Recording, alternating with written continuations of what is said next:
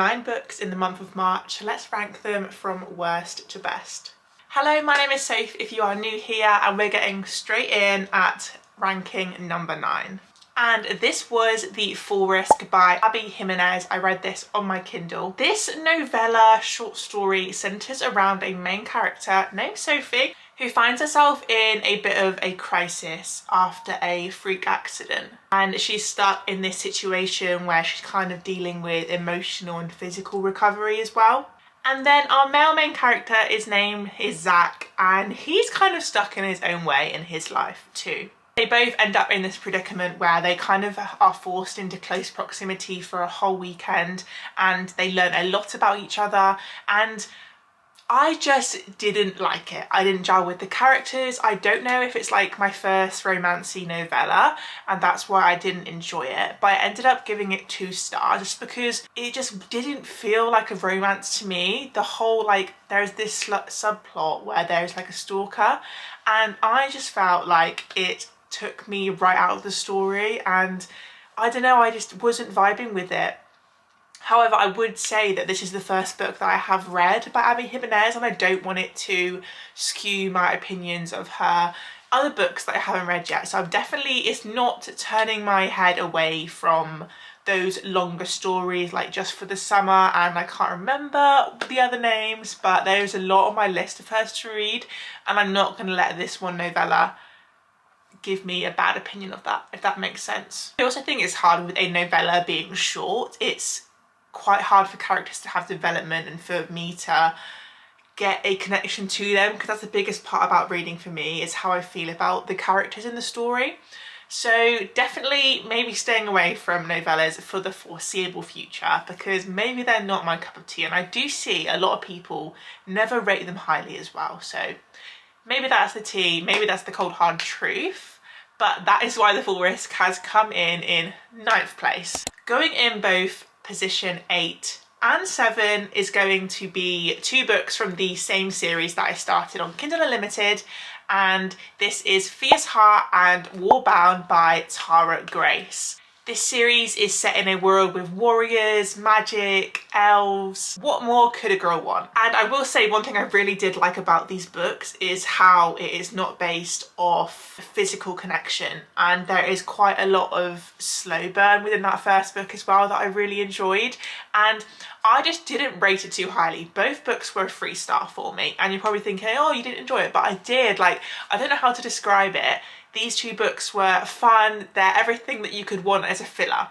If you think about watching like a really not bad TV show, but like a cringe-worthy one, then that is how I describe this series, but in all the right reasons, because it's fun, it's what I needed in the moment. I literally went on to the second book straight after the first one, but it's never going to be like a 4-star or a 5-star. It's just very, this is what it is. But I do enjoy the world. Anything with Fayen I really enjoy. The series kind of starts out with our main character. She is a human, and she is kind of put into this arranged marriage with an elven prince. She has to marry this guy, and it's basically to stop a war from happening. And then we also have trolls within this universe that are the other enemy. There's a lot going on, but it's really enjoyable, and you learn like a few little like magic details about the worlds. I wouldn't say that it's in 7th and 8th place because it was bad. I actually would really recommend it if you're looking for something light-hearted and fun to read instead of like heavy fantasy. In our 6th spot, I have got Something Like Fate by Amy Leah.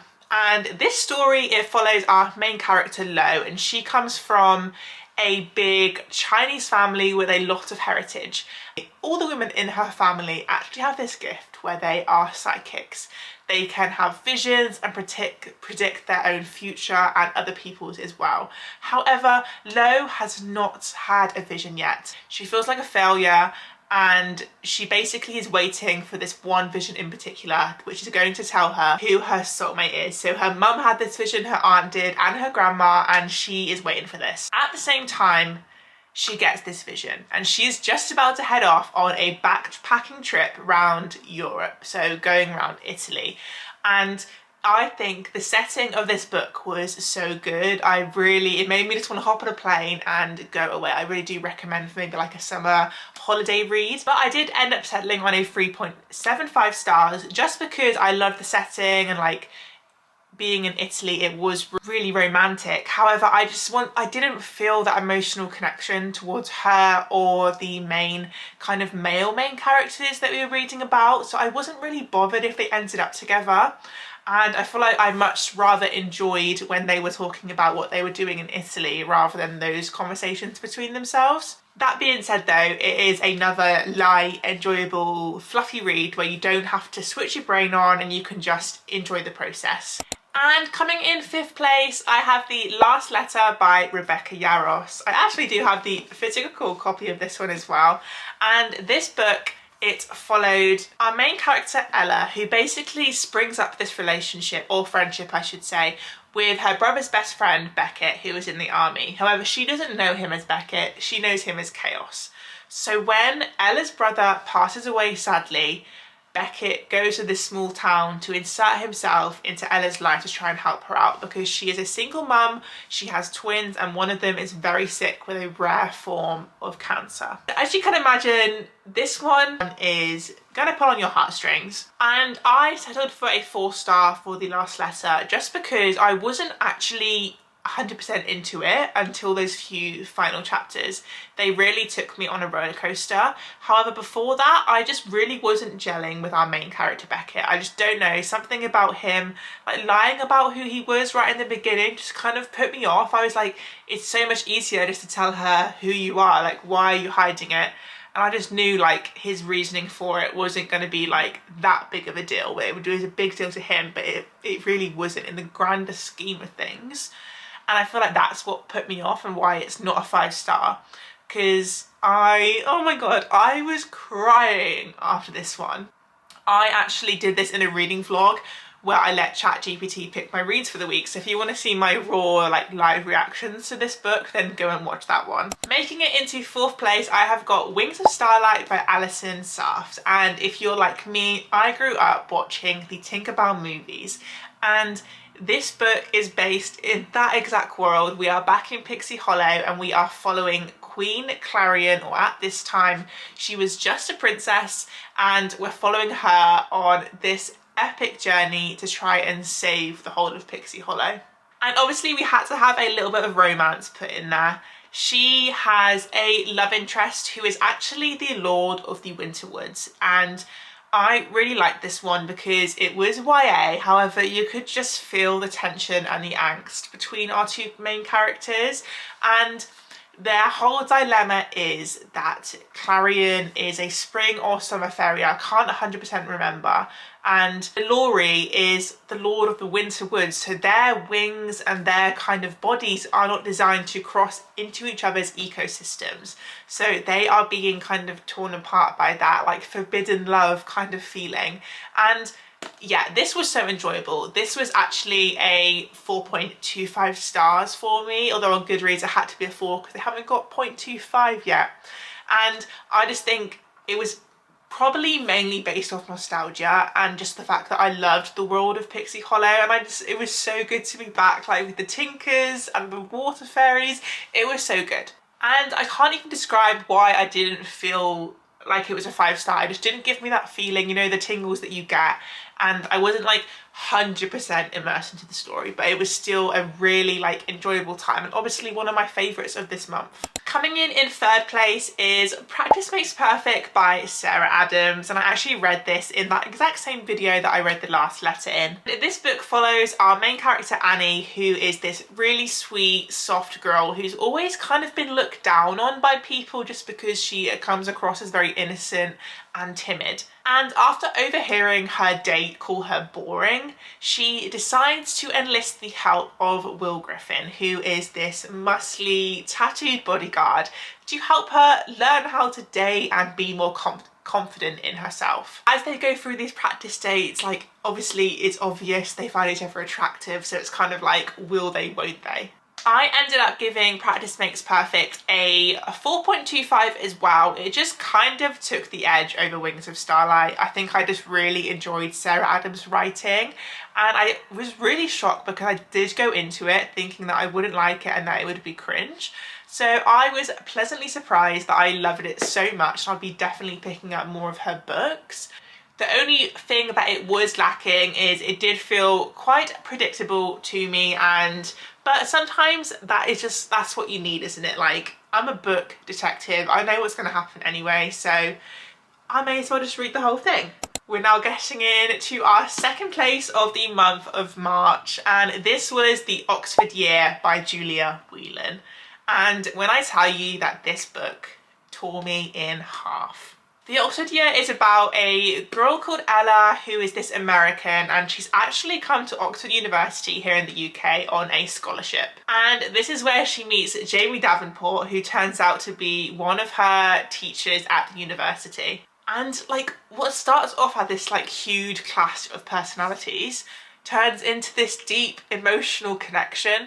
But Jamie actually has a really big secret that he's keeping from Ella, so I need you to go and read it so you can figure out what that is. And it also puts Ella in a position where she kind of has to like rethink her whole plans and her whole future. Like, oh, I just want to reread it for the first time again. I gave this book a 5 stars because it just totally pulled me in. And I've personally been to Oxford, and Julia Whelan did such a fantastic job of just describing the whole area. Like, I feel like I could imagine even the stones on the floor and the way the streets look. It was just so picturesque and beautiful to read about.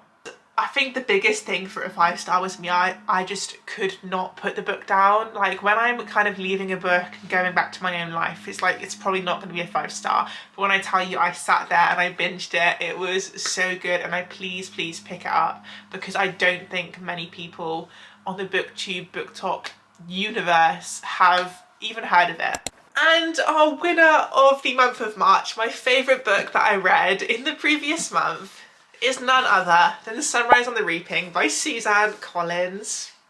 This book is so special to me because this is the first Hunger Games book that I'm actually reading without seeing one of the movies. And that's such a big deal because I was able to go into this completely blind and I didn't know what was going to happen, and it was so good because I've always loved Haymitch. If you didn't know, this book follows Hamish Abernathy. He is a mentor in the previous Hunger Games books as well, so if you have read them or seen the movies, you'll know who he is. And he comes across as this character that is like a drunk, aggressive, quite depressed. So I've always wondered, like, what did he go through? And boy, did Suzanne Collins give it to us. And the craziest thing is that this was the second quarter quell and they made it super special. So this means that there were double the amount of tributes from each district. And I just really enjoyed the characters that Suzanne put into this. Like, all the people that were in the games with him, the people that he had waiting back home. And did I expect to cry at the end of this? No, I did not. But did I? Yes, I did. Oh my word, this movie is going to be so good, and I now can't wait to watch the movie knowing what's going to happen. I'm going to be sat there like staring at my boyfriend waiting for certain bits to occur. And I just feel like Suzanne Collins does a really good job of making you feel like you're in every single moment of the story. Like, I just feel like I'm in the arena with these tributes. Like, I'm back in District 12 with Haymitch. It just fully transported me, and there's nothing more that I would want from a Hunger Games book because they are elite. They are Roman Empire, and I'm so glad that I literally started it on release day and I have it in a beautiful hardback as well. So there we have it. That was the 9 books that I read in the month of March, ranked from 9 to 1. And let me know if you've read any of these, if you kind of agree with what I've rated them as well. I do think I love doing my wrap-ups like this because it makes it a little bit more interesting and has a bit more structure to it. So thank you so much for watching, and I shall see you in the next one.